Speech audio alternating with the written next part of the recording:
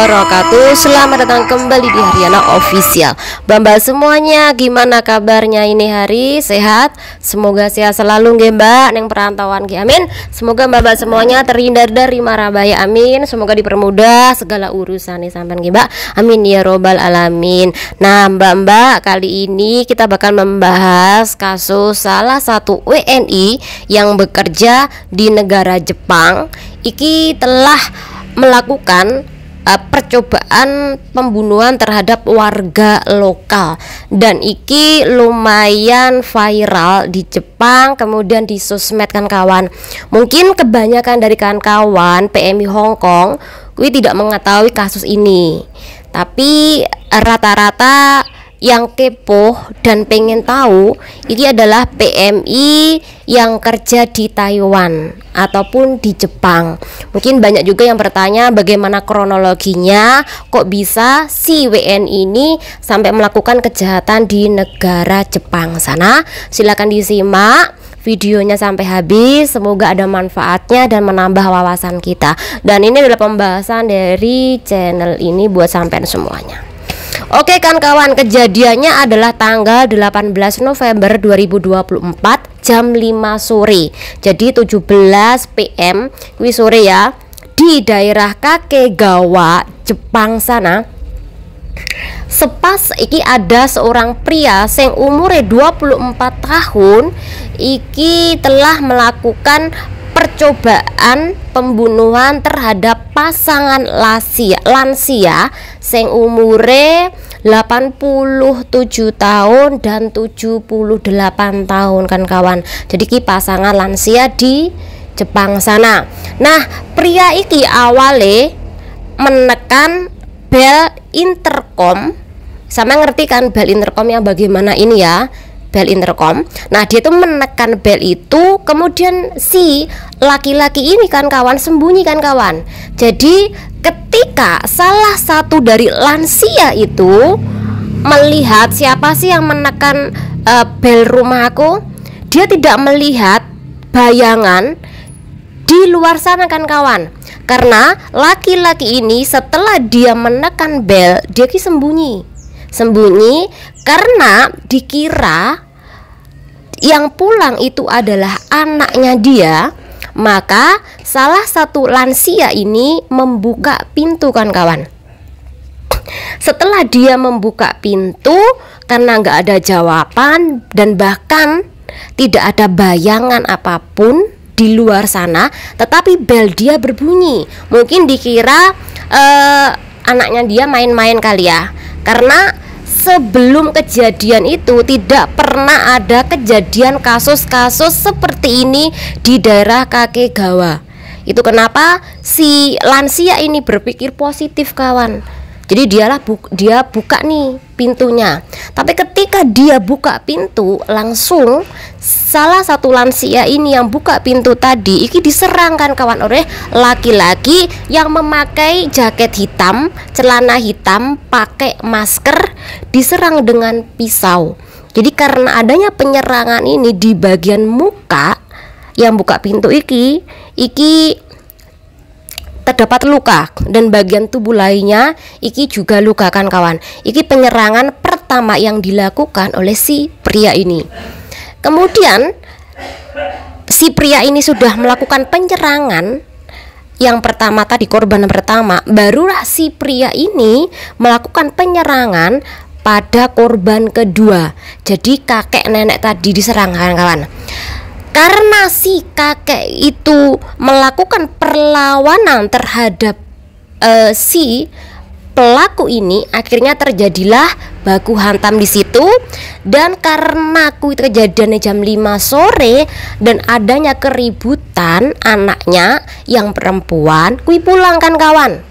Jadi anaknya perempuan pulang, kemudian anaknya perempuan ini juga melakukan perlawanan terhadap laki-laki sebagai pelaku tadi. Jadi dua orang yang melakukan perlawanan.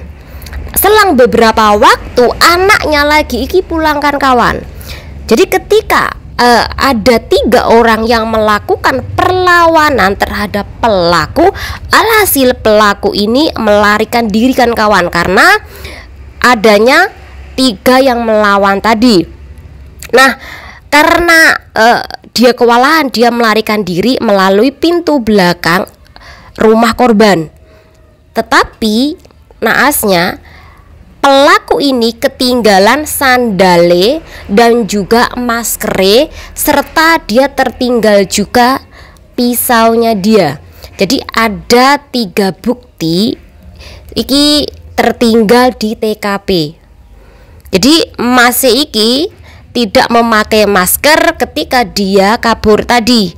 Alhasil karena banyaknya CCTV di situ, ya ketahuan lah siapa yang melakukan percobaan pembunuhan di rumah lansia di daerah kakek Gawa ini. Kejadian anak dari pasangan lansia ini melaporkan ke polisi di daerah Kakek Gawa kan kawan. Nah, barulah di situ polisi datang untuk ngecek beberapa CCTV, dan di situ juga setelah kejadian adanya kasus percobaan pembunuhan ini, Balai Kota Kakek Gawa ini melakukan pengumuman menggunakan toa tentang terjadinya kasus ini, dan kemudian menghimbau warga di daerah Kakek Gawa ini untuk tidak keluar sementara dan lebih berhati-hati karena ditakutkan pelaku ini menggunakan atau menyiapkan senjata lainnya lagi untuk melakukan percobaan pembunuhan warga di sana. Jadi iki imbauan kan kawan. Nah, kemudian setelah terjadinya kasus ini dari tanggal 18 iki sampai tanggal 28 November barulah ketangkep kan kawan bahwa pelaku yang melakukan percobaan terhadap lansia ini adalah kewarganegaraan Indonesia yang berusia 24 tahun tadi. Ciri-ciri khasnya sudah saya sebutkan di depan tadi kan kawan. Dan si pria ini adalah pekerja pabrik dari Cihama, Kota Kakegawa. Jadi dia juga bekerja di sekitaran Kota Kakegawa kan kawan. Nah, sekali lagi iki ada bukti CCTV yang mengarah pada si pelaku, karena pelaku waktu itu kabur tanpa menggunakan masker.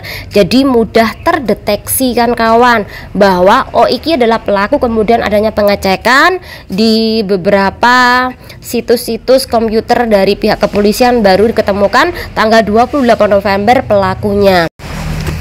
Setelah ketangkep, kemudian polisi melakukan interogasi.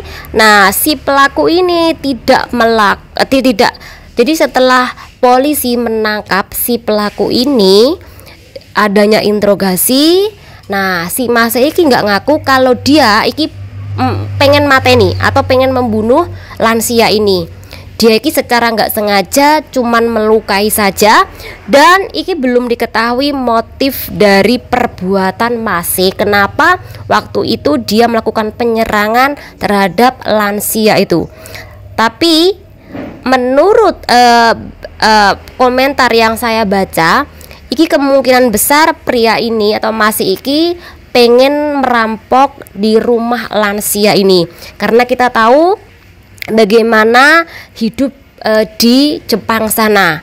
Di Jepang itu keras banget, apalagi gaji juga nggak seberapa. Kalau nggak bener-bener ngirit, maka tidak jadi apa-apa. Atau mungkin orang rumahnya butuh duit atau apa, sehingga membuat Mas iki sampai frustasi akhirnya melakukan perbuatan ini. Atau memang Masnya itu benar-benar butuh duit sehingga dia melakukan perbuatan ini tanpa permintaan orang rumah yang pengen kiriman anaknya.